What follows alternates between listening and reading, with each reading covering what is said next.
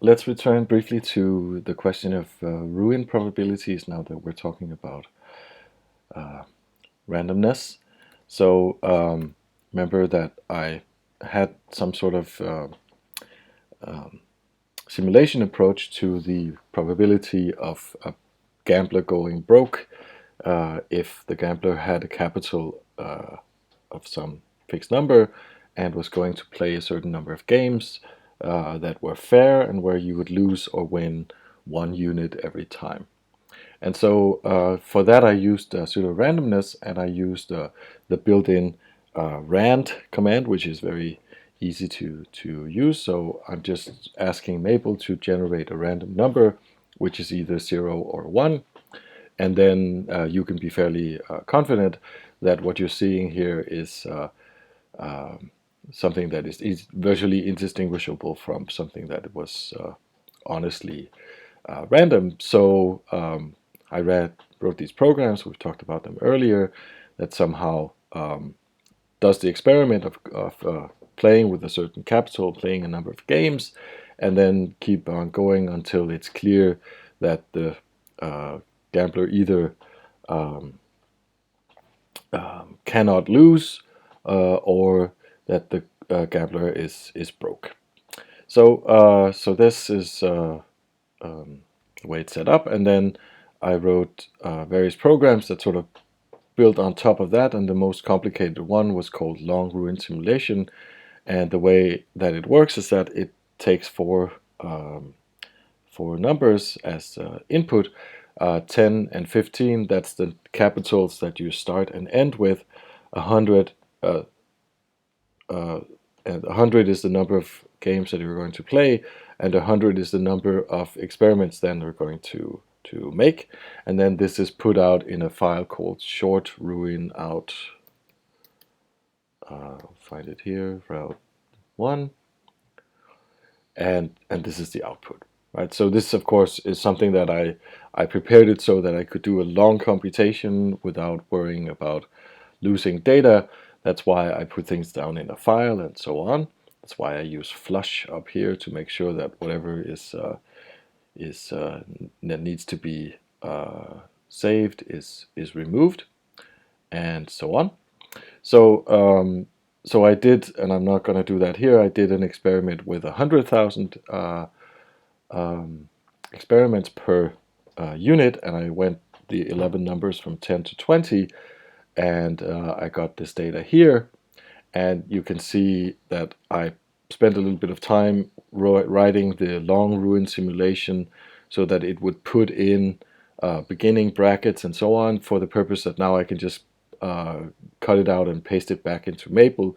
Of course, putting these brackets on myself would not have been an issue, but I would generally recommend doing it this way, because we have there's always the risk that I'll be making a mistake when I'm putting on brackets or whatever.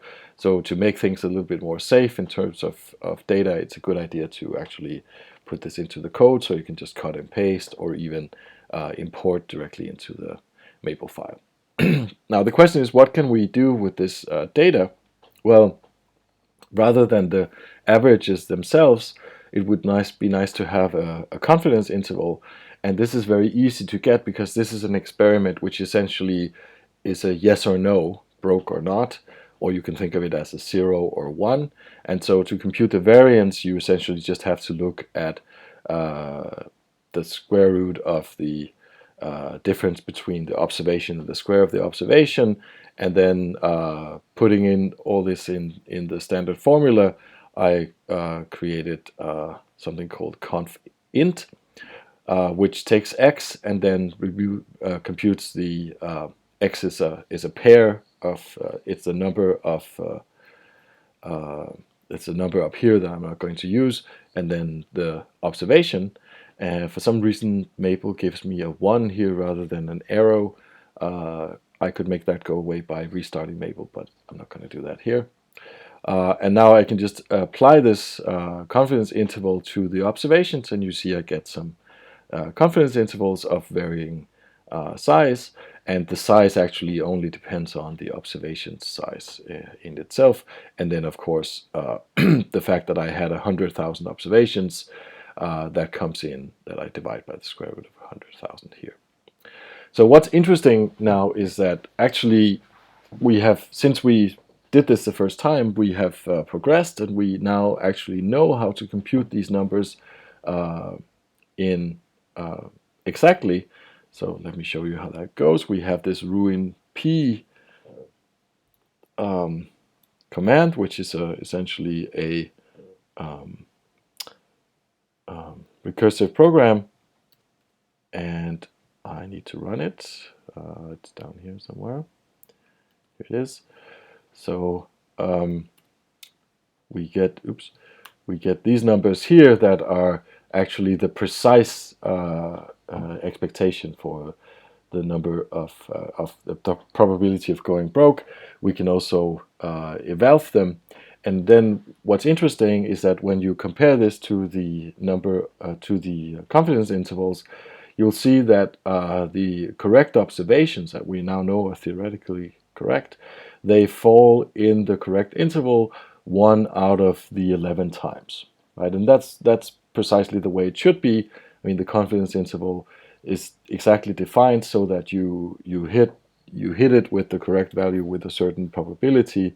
So it's 95% in what I did here, and so you should expect things to go wrong, sort of, 1 out of 20 times, or in this case 1 out of 11 times. This is perfectly consistent with what we're doing here. So of course you need to be aware when you're using pseudo-randomness, or using randomness in any sense, you're getting into the realm of probability and statistics, and you have to prepare yourself for the observations that you'll get things that are wrong, and of course you need to be aware of that. So you need to somehow say, okay, this, if for some reason I didn't know that this was true, then I would still sort of say, well, this looks true enough to be consistent with the hypothesis, as you would do in statistics. So a little bit of the standard tools of statistics can be very useful in experimental math, but usually, of course,